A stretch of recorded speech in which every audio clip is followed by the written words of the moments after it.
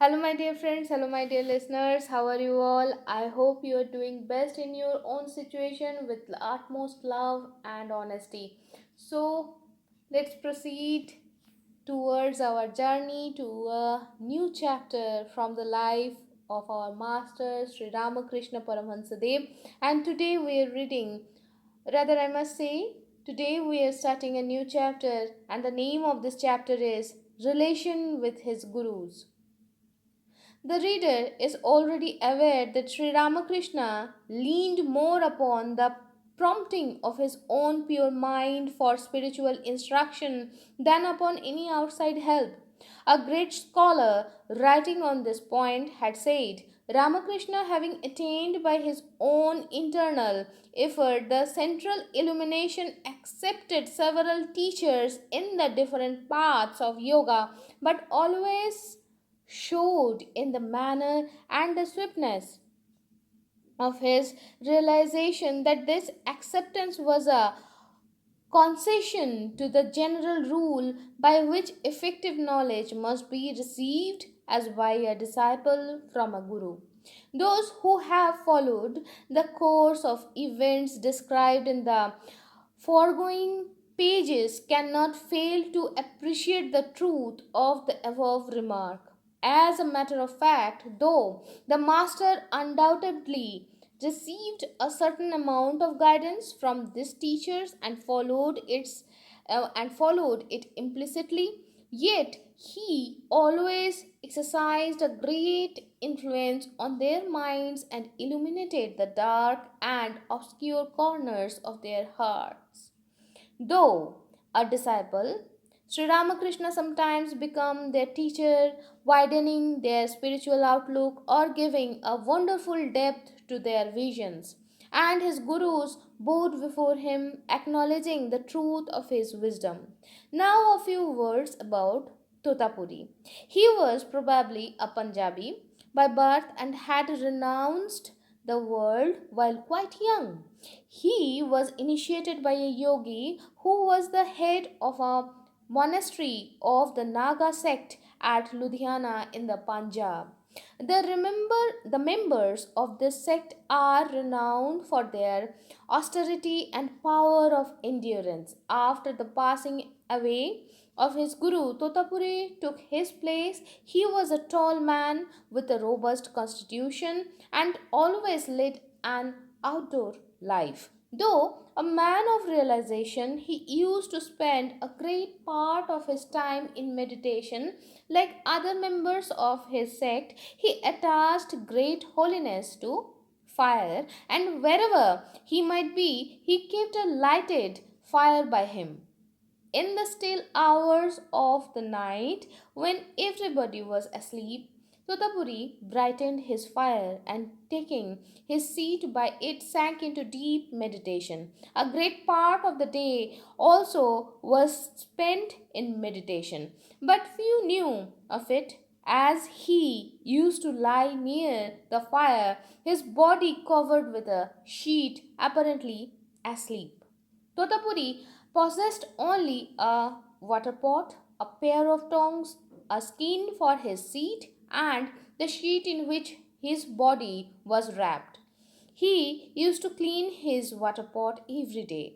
Observing his regular habit of meditation, Sri Ramakrishna one day said to him, You have attained the highest knowledge. Why then are you so particular about meditation? Pointing to his water pot, Totapuri answered calmly, See how it glitters. Will it not lose its lustre if I do not rub it daily?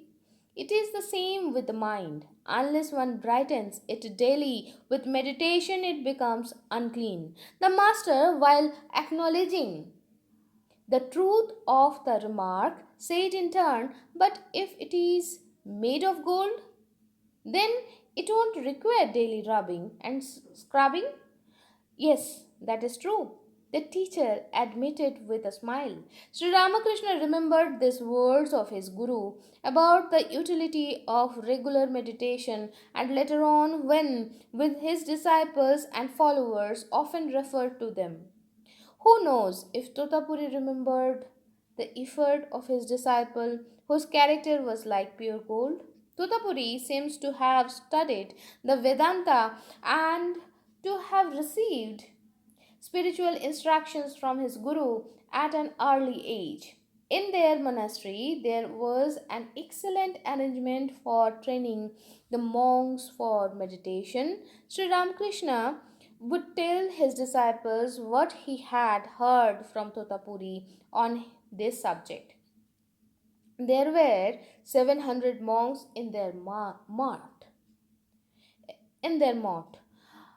Okay, in Bengali pronunciation it is mott, and I suppose it will be pronounced like mutt. So let's repeat this sentence. There were 700 monks in their mutt. Those who were beginners were taught to meditate sitting on thick cushions, for a hard seat would be uncomfortable for them and draw their minds from God to the body. As they progressed in meditation, they were given less and less comfortable seats, and finally, only a skin or even the bare ground sufficed for the purpose. In food and other matters, also, the same graduation was observed. In dress, for instance, they were trained by degrees to go without clothes. Well, man is by his very birth fettered with the eightfold tie of shame, hatred, fear, caste, pedigree, honor, and the rest. So, these monks were taught to get rid of them little by little. After they were well grounded in meditation, they were asked to roam from one holy place to another, first in company of other sadhus and subsequently alone. Such was the method of training among the Nagas. About the election of the Mohanta or the head of the Mutt, Sri Ramakrishna gave the following account as heard from his Guru.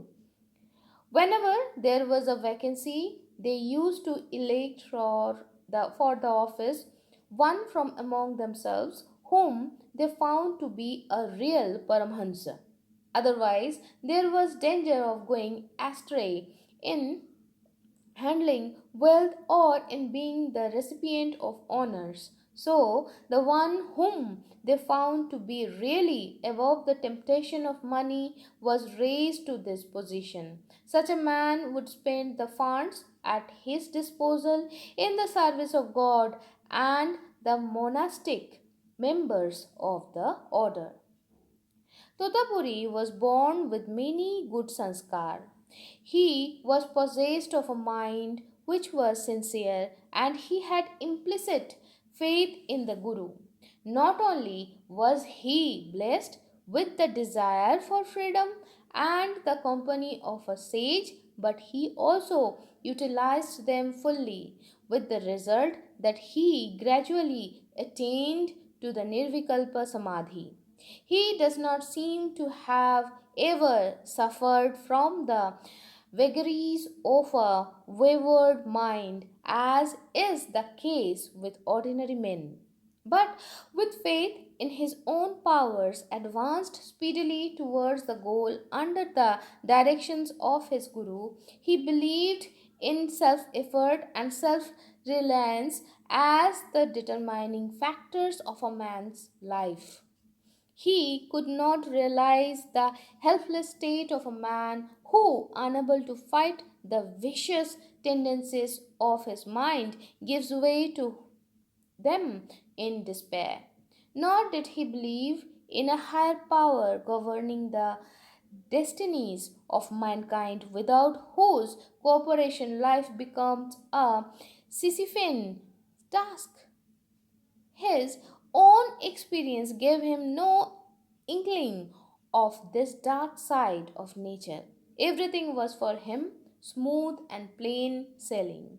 All through life, he carried to completion whatever he was determined to do, without invoking any outside aid. Naturally, he laughed at the thought that the senses could lead a man astray and subject him to endless torment.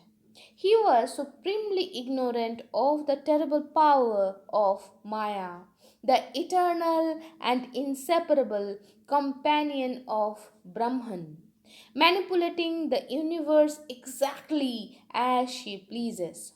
This lack in his character was removed by coming in contact with Sri Ramakrishna, from whom he learned that Maya can never be ignored, that Maya and Brahman are really one. Before he left Dakshineshwar, he had to bow in reverence before this inscrutable power of the Lord and acknowledge its existence. A monist from youth, Totapuri could not appreciate the value of devotion as a means of spiritual progress, nor could he understand that it is a great help to concentration, making the devotee gradually forego all personal and selfish considerations for the sake of the beloved.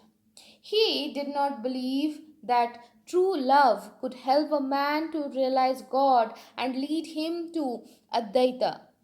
Prayer, song, repetition of the Lord's name, and the other auxiliaries of the path of devotion seemed to him quite meaningless. He even ridiculed the devotee's display of emotion, but he was not an atheist or a man devoid of attachment to God. Devotional songs by Sri Ramakrishna would bring tears to his eyes, though he did not understand their meaning. He liked the placid form of devotion known as the Santa, but had no idea that God can be approached as master, friend, son, or beloved, and that by worshipping Him in all these various ways, a devotee can realize Him quickly. The yearning and importunity of a bhakta, his sense of pride, the pangs of separation, the weeping, laughing, dancing, and other expressions of his sentiments towards the Ishta seemed to Totapuri to be nothing short of madness. He did not believe that by such processes a bhakta could attain his goal. This often formed a lively topic of discussion between Totapuri and his gifted disciple. From his youth, Sri Ramakrishna used to utter at daybreak and at dusk the various names of God, accompanied by the clapping of hands and sometimes ecstatic dancing. He would repeat aloud for some time, Horibol, Horibol, Hari is the Guru, and the Guru is Hari. O Govinda, my love. O Govinda, my life. The mind is Krishna. The prana is Krishna. Knowledge is Krishna. Meditation is Krishna. Perception is Krishna. Intellect is Krishna. Thou art the universe, and the universe is in thee. I am the instrument and thou art the operator, and so on. Even after his highest realization, he adhered to this practice. One day, when his shadows were falling, one day when the shadows were falling, and he was engaged in a spiritual talk with Totapuri, Sri Ramakrishna began his usual chant of the Lord's names, at the same time clapping his hands. Totapuri was astonished to see a liberated soul like Sri Ramakrishna resorting to practices meant only for beginners. With a desire, with a deriv- with a derisive smile, he addressed the master. What? Are you preparing bread in that way? Sri Ramakrishna laughed and said, Nonsense! I am taking the name of God and you compare it to the making of bread. Shame. Tutapuri smiled at the reply and thinking that there must be some meaning behind this act, did not protest further. Another evening, Sri Ramakrishna was seated with his Guru near his sacred fire. Both were absorbed in Vedantic discussion when a servant belonging to the garden approached the fire to take a coal to light his hookah. Totapuri did not notice him at first, but when he saw the intruder, he flew into a rage and began to abuse him for his sacrilegious act, even threatening to strike him with his tongs. What a shame! Ejaculated Sri Ramakrishna again and again in a half conscious mood and rocking with laughter. What makes you laugh? Was not that man, was not the man exceedingly impertinent? Interrupt, interrupted Totapuri, interrupted Totapuri, rather astonished at the strange conduct of his disciples. Sri Ramakrishna replied with a smile, "Yes, but I was marking also the depth of your illumination. You were just now telling me that Brahman alone is real and everything in the universe is its manifestation. But the next moment you forget all and are about to beat a man.